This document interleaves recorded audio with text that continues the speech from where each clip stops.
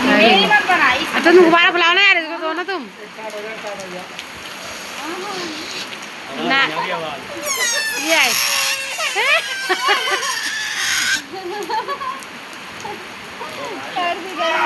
Bye bye bye मारेंगे। देखे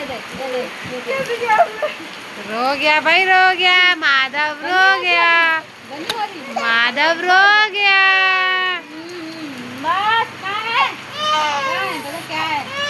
कैसे रो रहा था, कैसे रो रहा? अरे अब खुलाओ, जब खुला के तब इसको ना रो रहा। अब कैसे हो जाएगा वो, जो चुप कराना मुश्किल। अब मत करा, पहले तो चुप होने दो, अब जब चुप हो जाएगा तब। देख देख, हाँ बस बस। हमारे कॉम्प्लेक्स में बच्चे 2 ही पक्के, एक तो उसकी 2-3 लड़की निधि, अरे ये भी बहुत। अरे रो जाओ अरे मत रुला, देख ना मुंह लाल हो जाएगा उसका। नहीं नहीं नहीं नहीं, चुप हो जा, चुप हो जा। नहीं नहीं नहीं नहीं नहीं नहीं नहीं नहीं नहीं नहीं। अरे कैसे रो रहा रे, चल